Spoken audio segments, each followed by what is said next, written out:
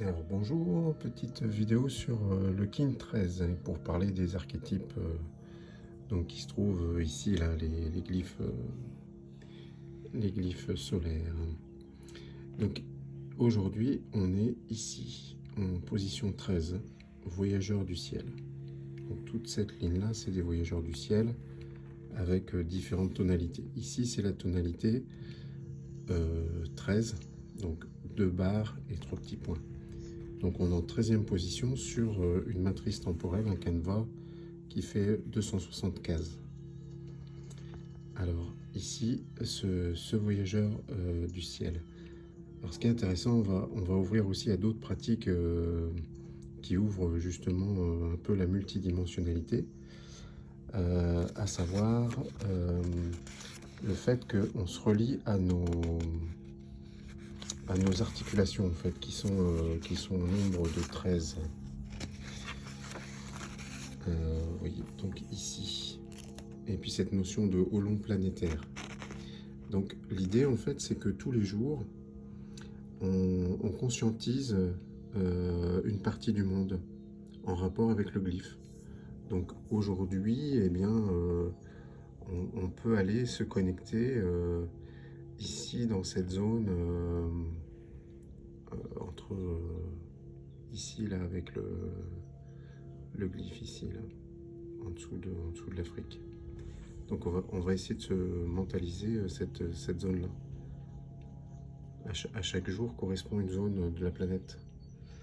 Comme ça, on apprend petit à petit à conscientiser. Aussi, comme on a 10 doigts et 10 orteils, eh bien aussi on se connecte à une partie de ses mains ou de ses pieds. Donc par ici, pour le glyphe rouge aujourd'hui du voyageur, eh bien c'est la main gauche, et puis c'est ici on voit la représentation du doigt concerné. Donc on va conscientiser ça. Et au niveau des articulations, eh bien on a 13 grandes articulations, comme les 13 tonalités. En fait, vraiment ce qui est dans le temps et aussi physiquement une correspondance, quoi. Et donc on voit aussi la symétrie, la verticalité quand on est dans la tonalité 7 en fait, de la résonance en fait. Et ici on est 13, donc on a fait un cycle en partant de la droite et sur la gauche. Donc on termine quelque chose. Alors effectivement, on termine ce qu'on appelle une onde. Ça je le présenterai sous forme graphique parce que là j'ai pas ça sous la main. Mais disons que là on peut déjà quand même se rendre compte en fait qu'on a commencé donc le Tzolk'in il y a 13 jours en position 1, et puis 1, 2, 3, et on a fait un chemin en fait jusqu'à la 13e tonalité, parce qu'il y a 13 tonalités. Et seulement après on va repartir à la tonalité magnétique. On va repartir à 1. Donc on fait toujours des chemins, donc ici on va repartir du 14 jusqu'au toc toc toc toc toc, jusqu'à aller ici à l'enlaceur des mondes cosmiques en 26e kin. Ça sera la deuxième onde qu'on va faire. Donc des chemins de conscience en fait qui sont donnés par l'énergie du kin de départ et qui nous amènent à l'énergie d'arrivée, avec toutes sortes d'étapes et selon un chemin de conscience en spirale carrée. Mais ça, j'irai un petit peu plus loin une prochaine fois. Donc là, ici, on termine en fait vraiment la toute première onde. Et du coup, la première onde, elle nous amène du dragon au voyageur. Donc de ce qui nourrit notre être à son ouverture quelque part. Parce que là, on est porté vraiment par le voyage, par l'exploration, par aller voir ce qui bouge dans l'espace. Alors c'est tout à fait synchronique aussi avec ce qu'on vit en ce moment, puisqu'il y a des tempêtes.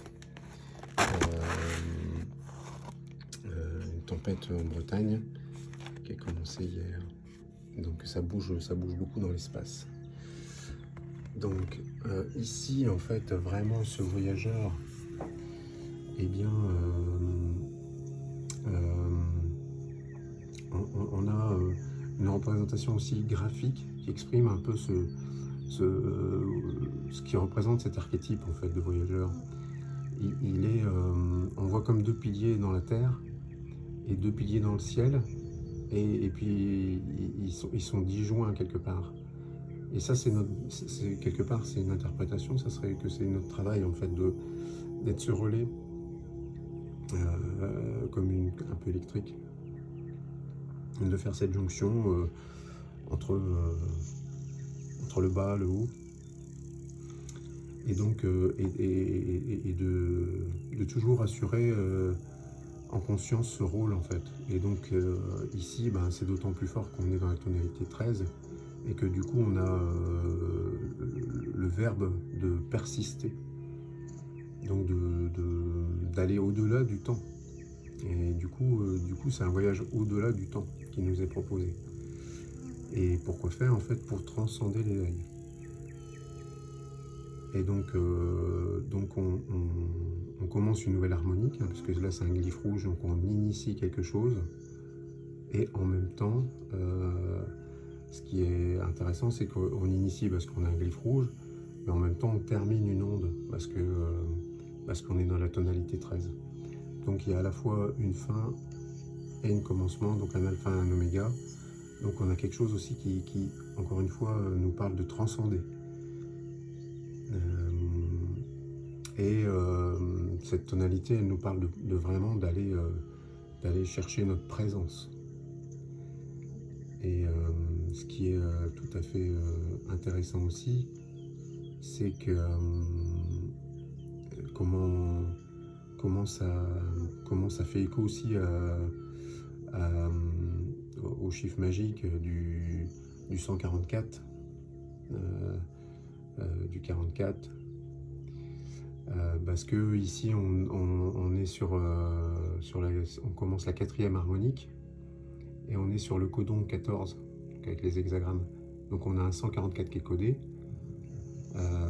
d'autant que si on regarde le jour d'avant, on était sur le codon 44, donc on passe du 44 au 14. Donc on a vraiment un jeu très intéressant là-dessus. Et on a vraiment une continuité dans notre réflexion aussi, quand on voit aussi le compte long maya, on a un 11-7, et ici on voit qu'on est passé à un 711. Donc on a vraiment comme ça une profondeur, et la profondeur d'ailleurs on la retrouve dans la rune, parce que c'est la rune Pétro, et la rune Pétro, c'est un puits, et donc c'est aussi des mémoires. Et donc là, on a invité à aller chercher, à voyager dans tous les espaces. C'est aussi les espaces mémoriels, et de les éveiller. Donc quand on parle ici d'éveil, de transcender l'éveil. Donc aujourd'hui, il peut y avoir vraiment cet appel là, d'aller chercher, ou d'aller voir des choses qui se réveillent, en fait. Et effectivement, nos consciences d'aller